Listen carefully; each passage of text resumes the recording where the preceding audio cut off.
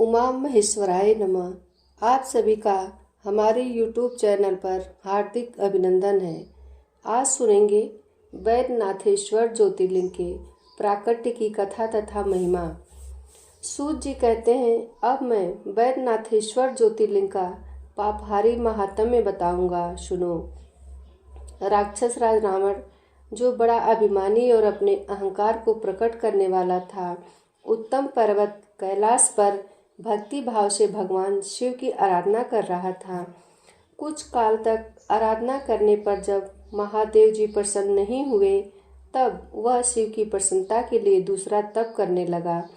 पुलस्त्य कुलनंदन श्रीमान रावण ने सिद्धि के स्थानभूत हिमालय पर्वत से दक्षिण वृक्षों से भरे हुए वन में पृथ्वी पर एक बहुत बड़ा गड्ढा खोदकर उसमें अग्नि की स्थापना की और उसके पास ही भगवान शिव को स्थापित करके हवन आरंभ किया। ग्रीष्म ऋतु में वह 5 अग्नियों के बीच में बैठता, वर्षा ऋतु में खुले मैदान में चबूतरे पर सोता और शीतकाल में जल के भीतर खड़ा रहता। इस तरह 3 प्रकार से उसकी तपस्या चलती थी। इस रीति से रावण ने बहुत तप किया, तो भी दुरात्माओं के लिए जिनको रिझाना कठिन है, वे परमात्मा महेश्वर उस पर प्रसन्न नहीं हुए। तब महान मनस्वी दैत्यराज रावण ने अपना मस्तक काटकर शंकर जी का पूजन आरंभ किया।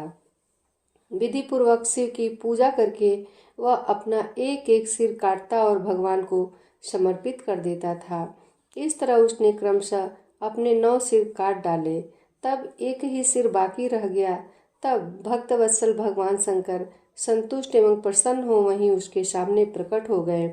भगवान शिव ने उसके सभी मस्तकों को पूर्ववत निरोग करके उसे उसकी इच्छा के अनुसार अनुपम उत्तर बल प्रदान किया।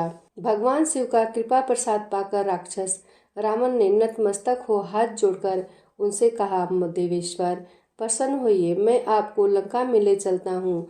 आप मेरे इस मनोरथ को सफल कीजिए, मैं आपकी शरण में आया हूँ। रावण के ऐसा कहने पर भगवान शंकर बड़े संकट में पड़ गए और अनमने होकर बोले, राक्षस राज, मेरी सार गर्भित बात सुनो। तुम मेरे इस उत्तम लिंग को भक्ति भाव से अपने घर को ले जाओ, परंतु जब तुम इसे कहीं भूमि पर रख दोगे तब वह वहीं सुस्थिर हो जाएगा, इसमें संदेह नहीं है। अब तुम्हारी जैसी इच्छा हो वैसा करो। सूत जी कहते हैं, ब्राह्मणों, भगवान शंकर के ऐसा कहने पर राक्षस राज रावण बहुत अच्छा वह कह शिवलिंग साथ लेकर अपने घर की ओर चला, परंतु मार्ग में भगवान शिव की माया से उसे मूत्रोत्सर्ग की इच्छा हुई। पुलस्त्य नंदन रावण सामर्थ्यशाली होने पर भी मूत्र के वेग को रोक न सका।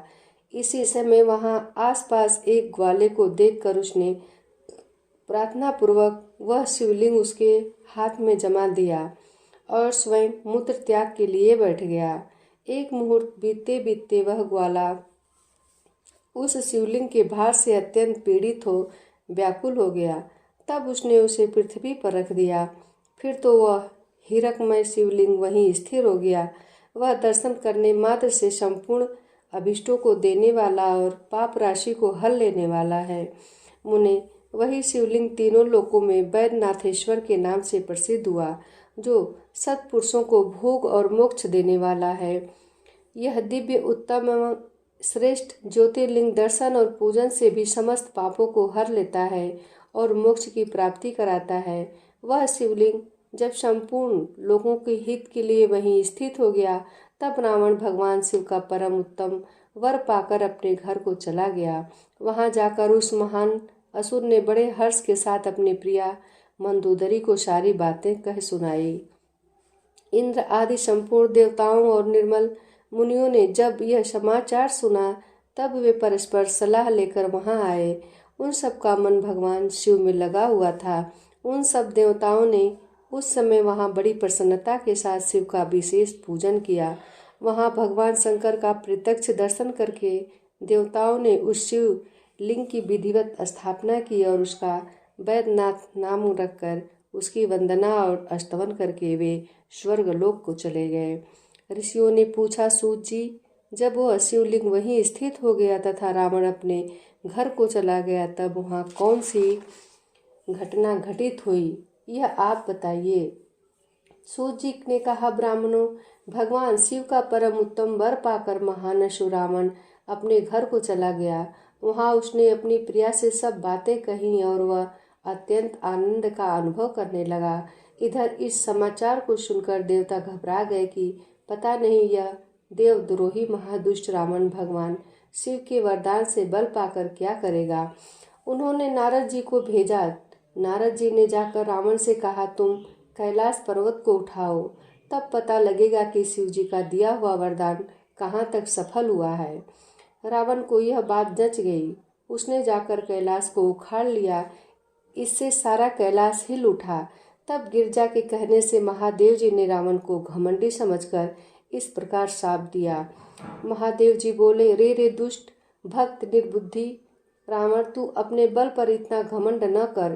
तेरी इन भुजाओं का घमंड चूर करने वाला वीर पुरुष शीघ्र ही इस जगत में अवतीर्ण होगा। सूत जी कहते हैं, इस प्रकार वहाँ जो घटना हुई उसे नारद जी ने सुना। रावण भी प्रसन्नचित्त हो जैसे आया था उसी तरह अपने घर को लौट गया। इस प्रकार मैंने वैद्यनाथेश्वर का महात्म्य बताया है। इसे सुनने वाले मनुष्यों का पाप भस्म हो जाता है।